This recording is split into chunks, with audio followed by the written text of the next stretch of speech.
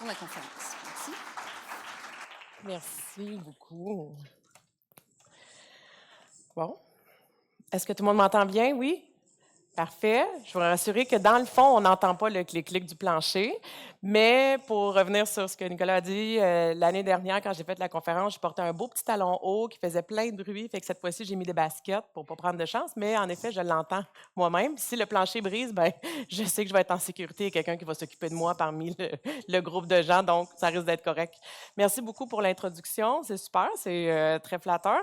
On va skipper, puis on va embarquer tout de suite dans le vif du sujet. On va parler de leadership engagé, puis on va parler un petit peu de la limite des procédures, puis comment on fait pour faire cette transition-là de un univers de procédures à un univers de culture engagée, puis la réalité de ce qu'on vit sur notre plancher.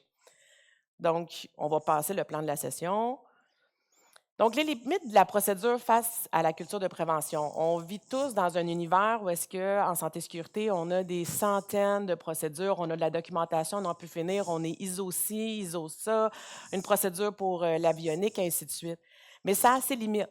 On le sait que vivre à l'intérieur d'un univers de procédures puis de documentation, bien, ça met un frein un petit peu à notre engagement puis à notre culture puis ce qu'on est capable de réellement bâtir.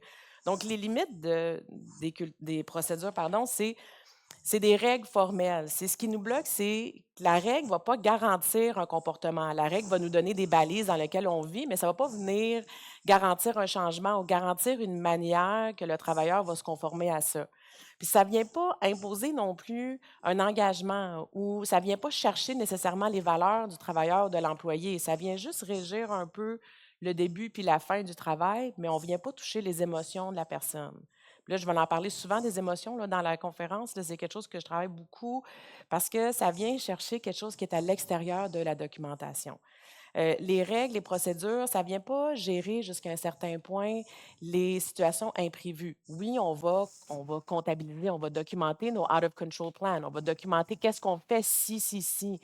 Mais on ne vient pas documenter le jugement du travailleur. On ne vient pas chercher son réflexe et son esprit critique. Ça reste limité à ben, le A, le B, le C, le D, puis ainsi de suite. Le comportement humain, on en a parlé un petit peu, c'est une grosse partie de notre travail. Bien, dans la procédure, on ne vient pas rajouter cette saveur-là. Puis on ne vient pas non plus ajuster l'évolution des conditions de travail. On le sait, là, notre documentation, on va la reviser une fois par année si on est bon, puis on est efficace. Mais des fois, on va avoir des changements sur le plancher, on va faire un ajustement, on va se faire une petite recette maison pour réparer quelque chose. Puis la documentation, ben, elle ne va pas nécessairement suivre. Puis à un moment donné, on va avoir un événement, on va avoir un accent, on va dire oui, mais la procédure ne dit pas ça. Mais la procédure, elle ne s'est pas adaptée à notre réalité de tous les jours. Puis c'est là que la culture engagée, la culture du plancher, notre réalité de tous les jours, nos gens, puis nos conversations avec eux vont venir emballer les procédures. Mais si vous vivez dans un univers un peu comme l'entreprise où je suis maintenant, on vit tellement dans nos procédures qu'on manque le bateau, puis on s'expose à certains risques. Puis je travaille pour une très grosse entreprise et la personne que je suis venue remplacer, on est très, très, très différent dans notre manière de fonctionner. Elle était très stricte dans les procédures. Puis qu'est-ce qui peut arriver dans ce cas-là? Quand on est très, très strict, c'est quoi le plus gros échec qui peut nous arriver? C'est qu'on va passer à côté d'un accident majeur. Puis je peux vous le dire, l'entreprise sur laquelle je travaille, on touche du bois, bon, du plexi, on n'en a pas eu depuis un certain temps, mais on a eu des accidents majeurs. On a eu des accidents très, très graves parce qu'on est passé à côté de quelque chose de très, très, très crucial. On a tellement vécu à l'intérieur de nos procédures, on a vécu dans notre paperasse, on s'est tenu, c'est écrit ça et on s'en tient à ça, mais on n'a pas vu le gros. On était tellement dans le micro de notre procédure qu'on a eu un décès sur un pont parce qu'on n'a pas pu regarder un peu plus loin que ce que notre procédure disait. C'est le plus gros enjeu que vous allez avoir à vivre dans vos procédures. Puis là, la mise en place de la culture va venir bonifier ça. Mais pensez à votre entreprise, pensez au type d'accident que vous avez. Quand vous êtes très, très, très micro dans votre documentation, puis il n'y a pas de marge de manœuvre, il n'y a pas de zone grise, bien, on va gérer plein de petits événements. Et on arrive sur un chantier, puis on a géré notre documentation, on a géré notre trousse de premiers soins, on a géré notre near miss, on s'est assuré qu'on a nos lunettes. Mais est-ce qu'on a vraiment regardé l'environnement? On est tellement stressé sur notre documentation parce qu'il y a quelqu'un quelque part qui dit il faut que tu checkes la boîte, puis il faut que tu t'assures que ton document est bon, puis il faut que tu t'assures que ton petit papier soit rempli.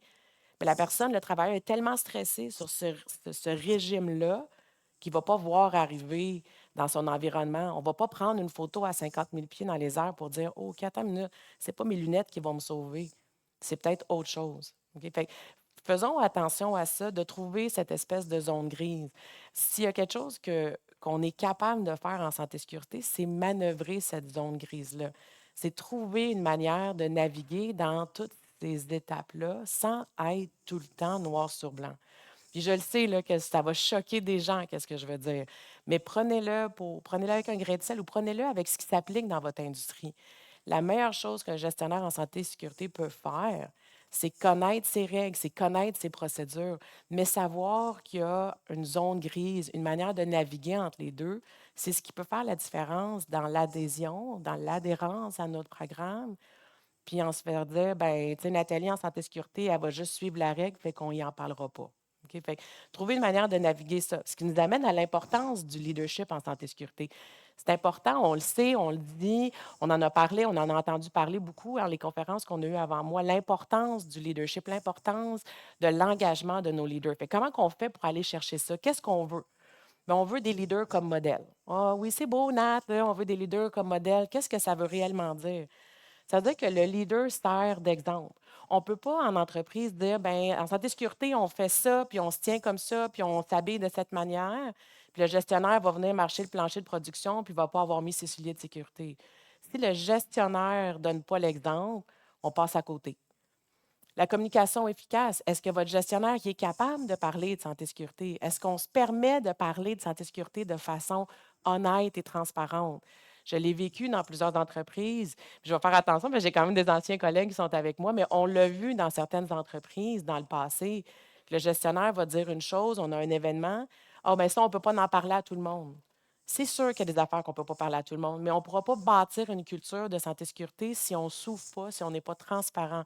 On ne va pas aller chercher de l'engagement, on ne va pas aller chercher l'implication de nos gens si on leur cache des choses. La responsabilité partagée. Je pense que c'est le groupe de Calam qui en a parlé beaucoup, là. Utilisez vos travailleurs. Allez chercher les travailleurs qui sont vraiment motivés en santé et sécurité, puis amenez-les à prendre des décisions avec l'équipe de direction.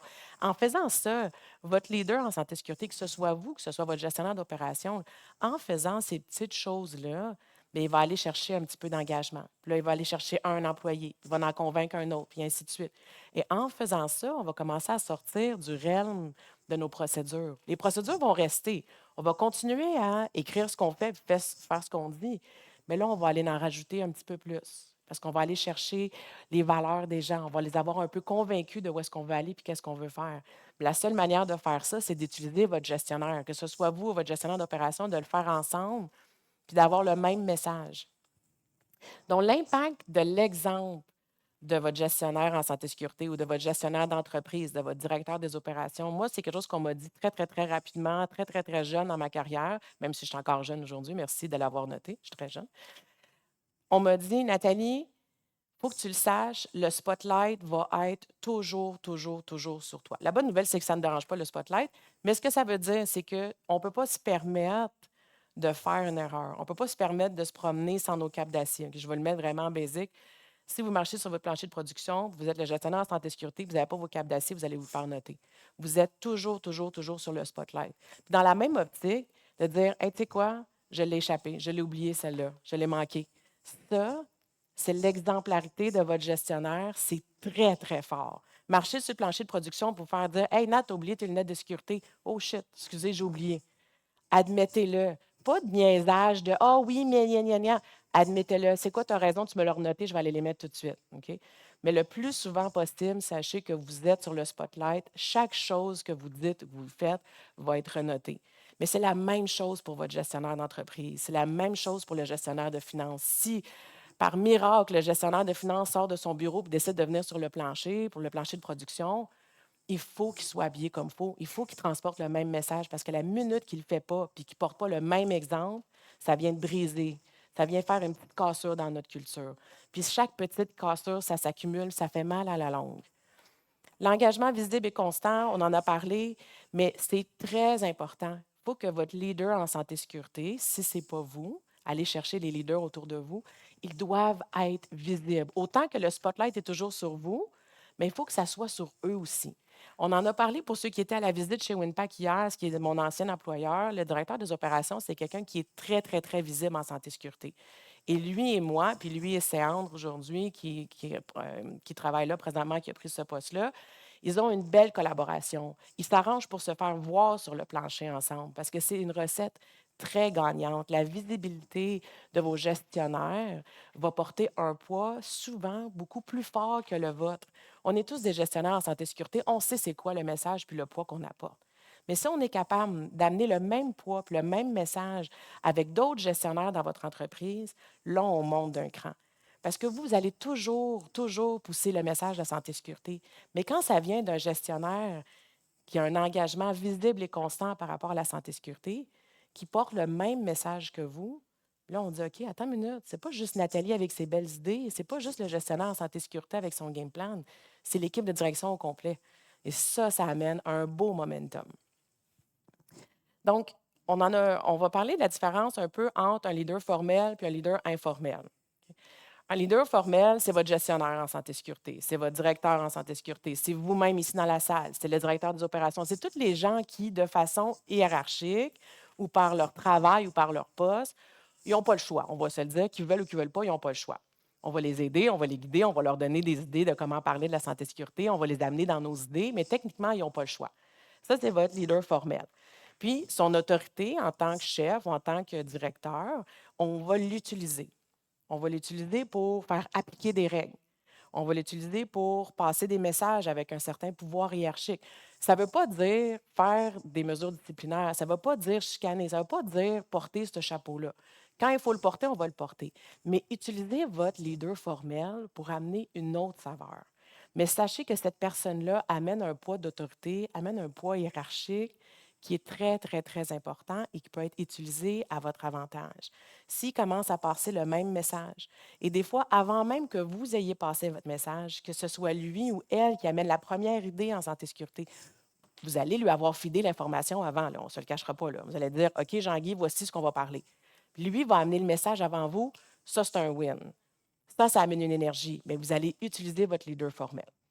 Le leader informel, il est tout aussi important que le leader formel, mais on l'utilise moins. On a moins tendance à aller cogner à cette porte-là, pour mille et une raisons. Ça va peut-être nous répéter d'en face. Peut-être qu'il ne va pas passer le message comme je veux. Peut-être qu'il ne va pas être aussi convaincant. Mille et une raisons.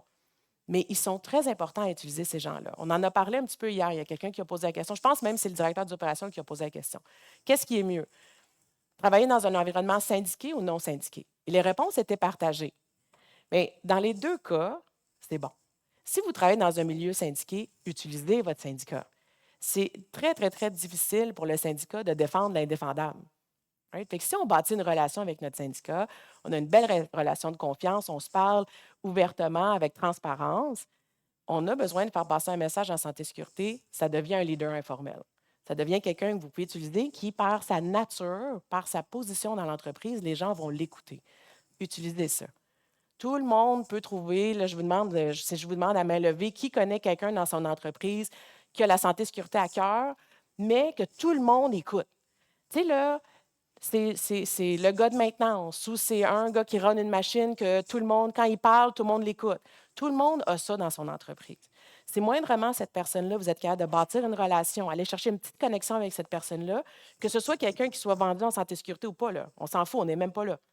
Si vous bâtissez une petite relation avec cette personne-là, avec votre leader informel, la journée que vous avez besoin de passer un message, cette personne-là va être capable de le passer. Vous devez trouver dans votre entreprise qui est cette personne-là. Qui est la personne à qui tu peux passer un mini-message, sachant très bien que ça va faire le tour de l'usine. Puis cette personne-là, c'est très important de la positionner comme il faut. Ça ne veut pas dire de lui donner des passes droits. Ça ne veut pas dire de devenir le chouchou. Ça ne veut pas dire ça. Ça veut dire quand cette personne-là fait quelque chose de bien, puis elle passe le message comme vous avez voulu qu'elle passe le message, félicitations. Allez faire du renforcement. Allez donner une tape sur l'épaule à cette personne-là. Puis quand la personne fait quelque chose de pas correct, vous allez la gérer de la même manière que d'habitude. Il n'y a pas de passe droit pour cette personne-là. Mais quand elle fait quelque chose dans la manière que vous vouliez, c'est le temps là, d'aller beurrer ça. Parce que ça va être très payant tantôt. Parce que cette personne-là va être capable de donner du positif à la prochaine personne. Puis c'est correct aussi d'utiliser votre leader informel pour lui dire Hey, peux-tu passer tel message à telle personne? C'est du positif. Va donc et dire, toi, félicitations pour job well done. Fait que là, cette personne-là, ça va lui donner des galons un petit peu. OK? Des fois, on peut regarder ça, puis je le sais, il y en a qui se disent, hey, Nathalie, c'est pas fair play, qu'est-ce que tu fais? Oui, c'est fair play. C'est savoir utiliser les gens qui sont dans notre entreprise pour bâtir notre culture. Parce que, ultimement, les gens qui font le travail à tous les jours, les gens qui vont transporter votre message, les gens qui vont adhérer à vos valeurs de santé et sécurité, c'est ces gens-là. Utilisez-les. Le leader formel a un poids très important. Le leader informel peut faire bouger les choses sur le plancher. OK, on l'a vu, pas nécessairement en santé et sécurité, mais vous avez tous vu ça en entreprise. On amène un message, le gestionnaire, le DG, il se prononce sur un sujet, puis il n'y a pas d'adhérence, puis il n'y a personne qui embarque. Mais quand finalement le président du syndicat dit OK, gang, c'est bon, on y va, OK, bien, on y va. Quand le plus grand parleur dans l'entreprise dit OK, on arrête de backer, là, on y va, les gens vont embarquer. Fait que vous devez utiliser ces gens-là parce que ça devient un outil qui est important parce que sinon, vous êtes souvent une équipe de un. Hein, on connaît ça. Moi, Stéphanie, mon ancienne collègue, on est une équipe de un. Fait que si vous n'utilisez pas les gens autour de vous, vous allez pousser longtemps sur l'équipe de un. Si on parle un petit peu des 3 erreurs qui sabotent un peu notre culture santé-sécurité, OK, on va faire quoi, face à quoi? Qu'est-ce qui nous fait mal? C'est sous-estimer l'impact des attitudes des leaders. OK? Je vous l'ai dit, le spotlight, on revient souvent au spotlight. D'ailleurs, il fait chaud sur les spotlights ici. Ce spotlight-là, il est constant tout le temps, tout le temps, tout le temps, tout le temps. Fait que si on ne réalise pas, on ne fait pas réaliser à nos gestionnaires le visuel qu'il y a sur eux, puis ils font des erreurs, ou ils font des passe-droits pour quelqu'un, ou ils ne supportent pas le message de santé et sécurité, ou ils se promènent sans leur casque, sans leurs lunettes, peu importe qu'est-ce que c'est, ça vient faire mal. On met beaucoup d'énergie à bâtir, on met beaucoup d'efforts à construire notre culture en santé et sécurité. Ça prend un événement pour dégringoler. OK? On l'a tout dit à nos enfants. C'est long bâtir la confiance avec maman puis papa. C'est long, mais tu fais une erreur, tu la perds. C'est la même chose en entreprise. Fait que parlez-en à vos gestionnaires. Dites-leur qu'est-ce que vous avez besoin d'eux.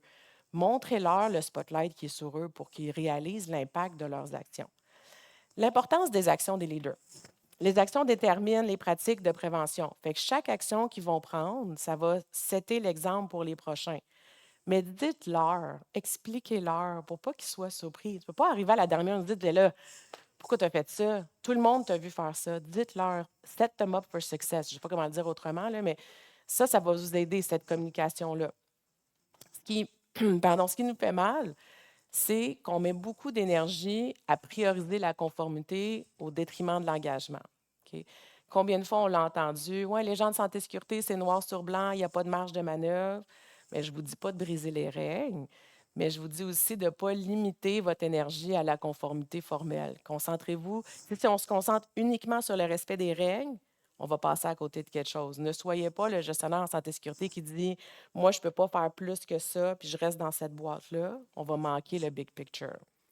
Quand la conformité prend le dessus, quand on met trop, trop, trop d'énergie sur la conformité réglementaire, bien, on met en place une culture de peur. Une culture de peur, c'est j'ai peur de faire l'erreur, j'ai peur de parler de ce qui est arrivé, j'ai peur de la sanction. Si vous gérez par les mesures disciplinaires, parce que c'est ça qui est écrit dans la convention, puis c'est ça qui est écrit dans la procédure, bien, les gens vont avoir peur. Puis on va se retrouver avec des résultats statistiques super écœurants parce que personne ne va rien rapporter. Ça ne va pas nous aider à avancer, ça. On va aussi créer une baisse d'initiative. Moi, je fais juste ce qu'on me dit parce que je peux juste faire ce qui est écrit dans la procédure. Bien, on va limiter l'engagement. On va aller limiter l'initiative que les gens vont avoir. Et les gens sur le plancher, c'est eux qui ont les réponses auxquelles vous avez besoin. C'est eux qui ont les outils pour trouver des solutions à nos problématiques. Puis on va aussi, malheureusement, avoir une fausse impression de sécurité. OK? Tantôt, je vous ai parlé de Stantec. On a beaucoup de procédures. On est vraiment bon en procédure. Puis on se tape sur les épaules. Puis on dit, nous autres, on est vraiment bon en santé et sécurité. Bien, on a une fausse impression de sécurité. Puis, tu sais, ça me coûte là, de vous dire ça, que l'entreprise sur laquelle je travaille, puis d'autres pour lesquelles j'ai travaillé dans le passé, qu'on a une fausse impression de sécurité. Mais des fois, si on vit dans notre REM de documentation, puis on dit, bien, nous autres, on a checké nos procédures, puis la procédure a su les réglementations, puis la réglementation est bonne, bien, on va peut-être avoir un faux sentiment de sécurité parce qu'en réalité, nos travailleurs continuent à se blesser. OK? Fait que prioriser la conformité, c'est très important, mais ne priorisez pas uniquement la conformité. Et finalement, le manque de reconnaissance. On en a parlé vite, vite tantôt, là, de se faire des high five, d'aller féliciter nos leaders informels. Mais le manque de reconnaissance, c'est un fardeau qui est excessivement lourd et c'est quelque chose qui peut beaucoup faire mal à votre culture de santé-sécurité. Donc, on ne vient pas valoriser les travailleurs. Tu sais, le manque de reconnaissance des efforts, là, ben, à un moment donné, les gens vont faire hey, moi, je suis tanné. C'est toujours moi qui en donne plus. Moi, je reste pour backer les autres. J'aide dans les investigations, j'aide le comité de santé-sécurité, je fais sortir des idées, j'aide ci, j'aide ça. Puis il n'y a jamais personne qui vient me donner un petit high five, une petite tape dans le dos. On va se le dire. Tout le monde aime ça, de la reconnaissance. OK? Oui, on travaille pour notre salaire. Oui, on travaille parce qu'on a besoin de mettre la bourse sur la table. Je le conçois. Tout le monde aime avoir un peu de reconnaissance. C'est un gros, gros, gros danger en santé-sécurité de ne pas en donner assez. Puis, la communication non transparente, je fais un petit retour, on en a parlé tantôt, c'est c'est- c'est fort, ça. Si on n'est pas transparent avec nos travailleurs, puis on pense qu'on les protège en leur disant juste l'information qui est nécessaire, des fois, on se crée un risque, on se crée un enjeu. Parce que si on ne dévoile pas toute l'information, mettons, on a un événement, puis on ne dévoile pas toute l'information, compte tenu qu'elle n'est pas confidentielle et qu'on peut, si on ne dévoile pas tout, puis le même événement se répète, comment on va être capable d'expliquer aux travailleurs qu'on le savait que ça pouvait se produire, puis qu'on n'a rien dit? Parce qu'on avait peur? Parce qu'on ne voulait pas être transparent? Parce qu'on avait peur des conséquences qui pouvaient revenir? Soyez transparent. Fait que la communication transparente et la reconnaissance ou l'absence de reconnaissance, ça peut faire très, très, très mal à votre culture. Surtout si votre culture est à son point de départ. OK? Fait que pensez à quand vous avez commencé à faire quelque chose de nouveau, commencé à apprendre une nouvelle langue, commencé à faire un nouveau sport. Combien de fois vous avez eu besoin de vous faire dire Hey, good job! Combien de fois vous l'avez fait? Si vous avez des enfants, on va prendre ça comme exemple. OK? Votre enfant commence à apprendre à faire de la bicyclette. Qu'est-ce qu'on lui dit? Hey, good job, mon grand. Continue, c'est bon. Elle t'a fait, t'as avancé un petit peu, tu es allé jusqu'au stop. Tu as été capable de freiner, tu as été capable de mettre ton pied à terre. Combien de fois on l'a fait? Je sais que ça peut sembler banal, ça peut sembler enfantin. Mais je ne vous le dis pas dans l'optique d'être enfantin avec vos travailleurs, mais je vous le dis dans l'optique que c'est des petites choses comme ça qui vont vous aider à bâtir votre culture qui est vraiment engagée. Les gens aiment ça, se faire féliciter. Ils aiment ça, être reconnus. Puis qu'ils veulent être sur le spotlight ou pas, ça fait du bien à tout le monde. Parce qu'on ne le sait pas. Peut-être que dans leur journée, ils se sont engueulés avec leur femme, ils ont peut-être pogné un accident, peut-être qu'ils ont pogné un ticket parce qu'ils roulaient trop vite, parce qu'ils écoutaient un recap des Canadiens à la radio, puis là, ils étaient excités. On ne sait pas qu'est-ce qu'ils vivent dans leur journée. Fait que quand ils font un petit effort au travail sur la santé et sécurité, puis toi, tu arrives, tu lui dis Hey, good job, merci, ça m'a beaucoup aidé. C'est fou qu'est-ce que ça peut faire dans leur journée. Fait que comment qu'on fait cette transition-là? On est bon en temps. Comment qu'on fait cette transition-là? Comment qu'on passe de conformité à leadership mobilisateur? On change de posture. OK, Nat, c'est super facile. Bingo, on change de posture. On change de posture parce qu'on veut inspirer. OK? Quand on essaie de motiver quelqu'un à faire quelque chose de nouveau, on veut inspirer. Quand on écoute des motivational chats là, sur TED là, puis sur YouTube, là, qu'est-ce qu'on cherche? On cherche une énergie, on cherche quelqu'un qui va nous motiver, quelqu'un qui va nous donner une drive. Faites la même chose. Le leadership inspirant, c'est un leadership qui est mobilisant. Quand vous avez un gestionnaire que vous dites, hey, moi, là, lui, là, il peut vendre un frigo, il peut vendre n'importe quoi à n'importe qui.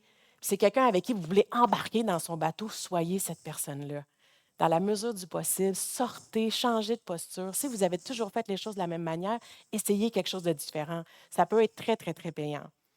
Un climat propice à l'initiative, qu'est-ce que ça veut dire? C'est un climat favorable qui encourage la prise d'initiative, qui va donner une responsabilisation à vos travailleurs. Faites ça. Il faut arrêter d'avoir peur qu'on va peut-être avoir un accident.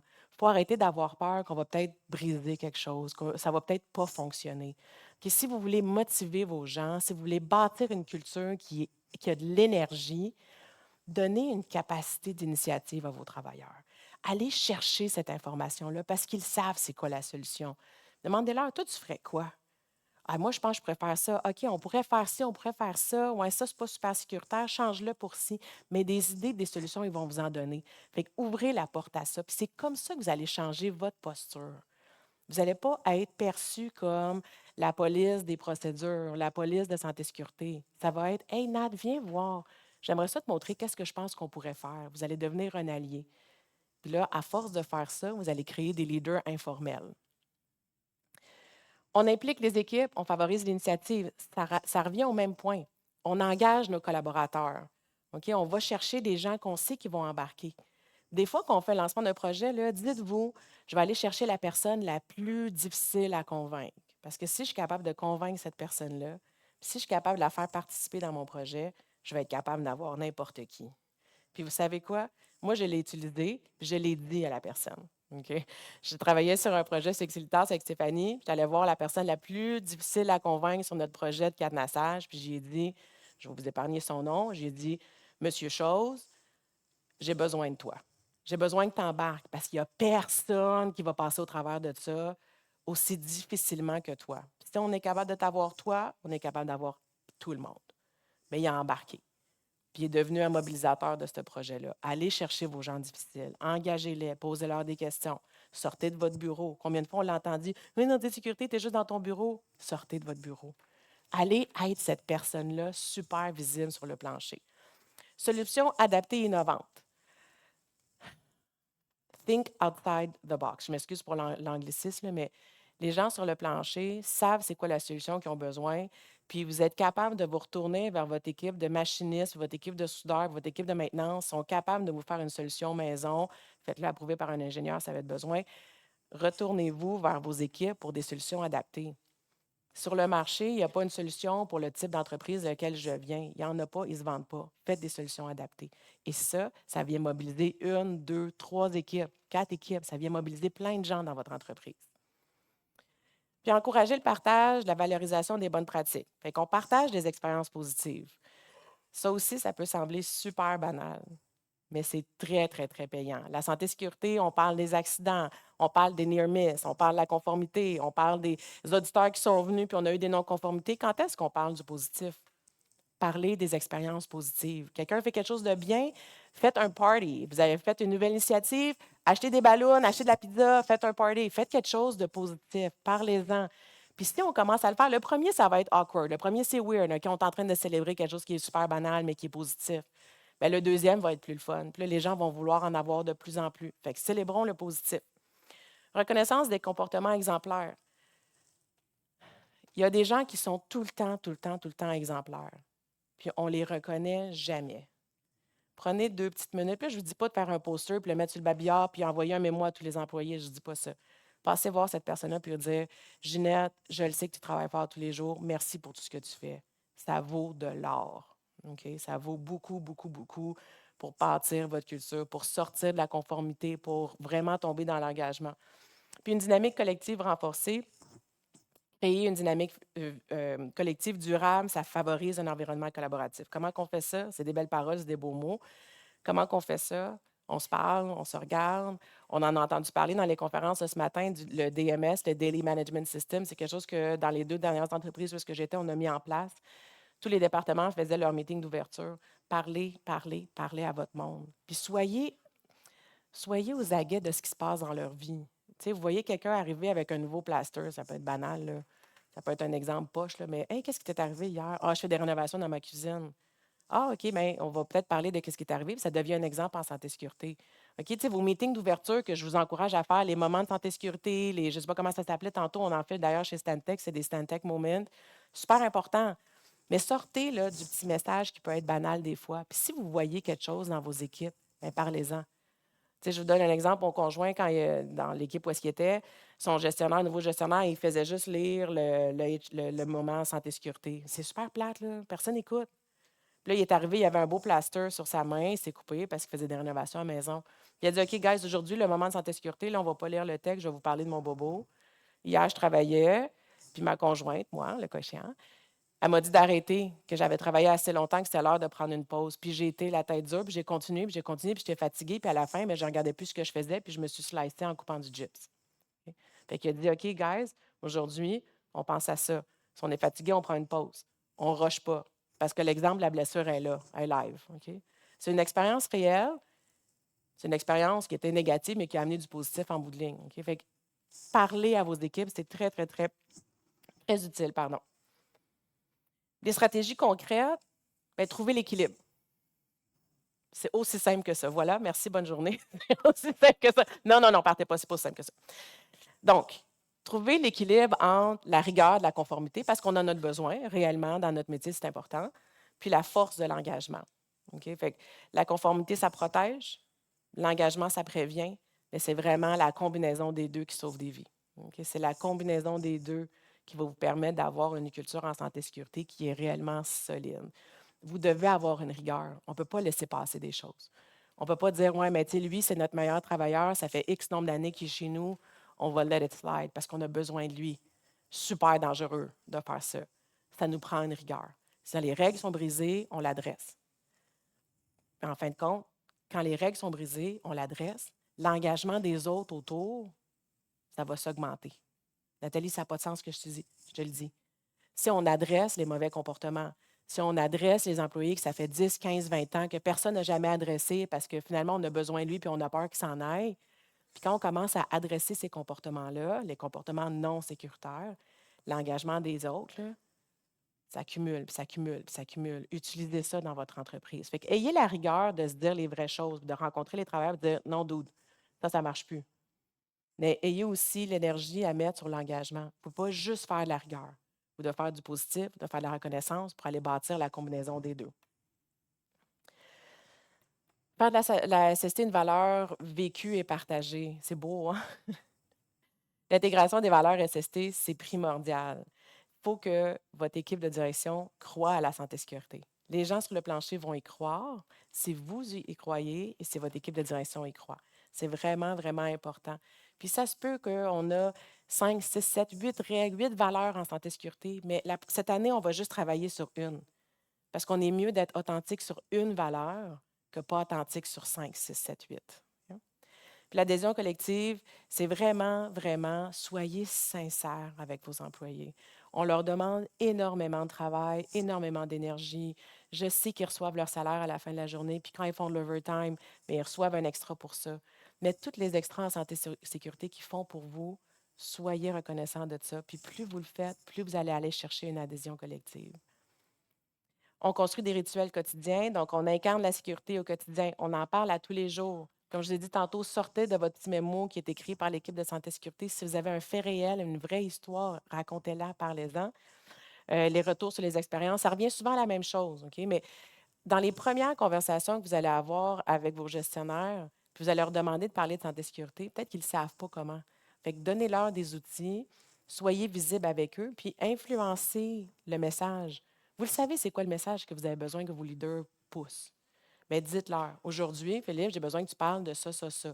Puis amène-le de telle manière. Donnez-leur l'information au début. Parce qu'ils ne savent peut-être pas comment, ils savent peut-être pas comment aborder ce sujet-là. Fait que fidez l'information. On avance un petit peu plus vite. OK, on est bon en temps. Fait que quand je vous dis fider l'information à votre gestionnaire, là, c'est bâtissez cette collaboration-là avec cette personne. OK? Trouvez votre mojo avec cette personne-là. Ce n'est pas tous les gestionnaires qui vont fonctionner de la même manière, mais si vous êtes capable de trouver ce qui allume cette personne-là, puis la fider avec un peu d'information, puis vous lui faites un retour, vous lui dites OK, on va l'appeler Georges. Georges, aujourd'hui, tu t'en vas dans tel département, tu fais une tournée, puis les gens que tu croises, tu parles de ça, ça, ça. OK? Puis tu lui dis, s'ils ont des questions, tu me les envoies, mais parle du sujet. Puis il va partir, il va faire son bout de chemin. Après ça, allez faire un retour. Allez faire un retour avec votre gestionnaire qui a besoin d'autant d'aide et d'autant de support que vos collaborateurs ou vos gens sur le plancher. Puis à force de faire cet aller-retour de messages-là, vous allez créer une synergie avec vos gestionnaires, avec vos directeurs d'entreprise. Puis cette synergie-là, la journée que vous allez avoir un gros événement, comme cette synergie, elle est bâtie, mais votre culture à vous deux, votre connexion à vous et votre gestionnaire, elle va être solide. OK? Fait qu'on mise beaucoup à bâtir la culture avec les gens de plancher, puis construire la santé-sécurité avec eux, puis leur donner nos valeurs, puis les guider dans ce qu'on a besoin. Mais cet exercice-là, tout ce qu'on a discuté, dans la mesure du possible, faites cet exercice-là avec vos gestionnaires aussi. Les gestionnaires en santé-sécurité, on a comme une position un peu spéciale. On met beaucoup d'énergie sur les gens de plancher, puis on se fait dire, ah, va construire la culture avec les gens de plancher, va mettre en place les procédures, va mettre en place les programmes, go. Mais on est rarement exposé à l'équipe de direction, mais les décisions, ils se prennent là.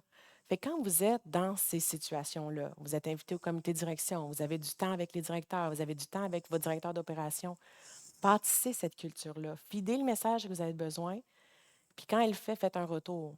Puis, parce que cette relation-là, elle est importante. La journée que vous avez besoin de cash, vous avez besoin de prise de décision, vous avez besoin d'aller chercher du budget, il faut que cette relation-là, elle soit déjà bâtie. Il ne faut pas arriver à, ouais, on ne se voit jamais, j'ai besoin de 50 000 OK? Bâtissez cette relation-là. Parce que c'est important. Puis la journée qu'on a un gros événement, puis je ne vous le souhaite pas, mais si ça arrive, vous avez un événement grave, Si vous avez déjà une synergie avec votre gestionnaire d'opération, il va savoir comment agir, il va savoir quoi faire. Puis s'il ne sait pas, il va être assez confiant pour venir voir vous dire, OK, Nat, qu'est-ce qu'on fait? OK, fait mettez l'énergie des deux côtés. Donc, en conclusion, leadership engagé, un leader fort est essentiel pour aller au-delà de la conformité. Fait que bâtissez votre leader, bâtissez-vous aussi. Motivation, implication, hein, c'est des mots qui reviennent. On a entendu parler ce matin de l'implication. Motiver, impliquer les équipes, favorise un environnement. Faites-le. Sortez de votre bureau, parlez, parlez, parlez, parlez. Motivez, motivez, motivez, puis faites des retours. Puis utilisez la prévention comme levier. La prévention, ça va vraiment devenir un levier pour votre sécurité quand vous allez sortir du mode d'éteindre des feux. OK? Je sais que ce n'est pas simple à faire, mais dans votre semaine, trouvez-vous du temps. Puis si vous le mettez dans votre calendrier, temps de prévention, mettez-le dans votre calendrier. Mais la journée qu'on fait ce switch-là, parce que notre culture commence à vraiment bouillonner et être assez solide, vous allez tomber dans la prévention. Là, on va commencer à faire des vrais changements. Là, on va commencer à avoir beaucoup d'énergie en santé et sécurité parce qu'on n'est pas tout le temps en train d'éteindre des feux. Fait que ces trois morceaux-là sont, selon moi, les trois éléments les plus importants pour bâtir votre culture vraiment engagée puis bâtir vos leaders en santé et sécurité. Ce qui m'amène à ma dernière slide. Est-ce qu'il y a des questions? Il reste 4 minutes 20 parce que je sais qu'après moi, c'est le lunch. Mais je suis prête à prendre des questions même si vous avez faim.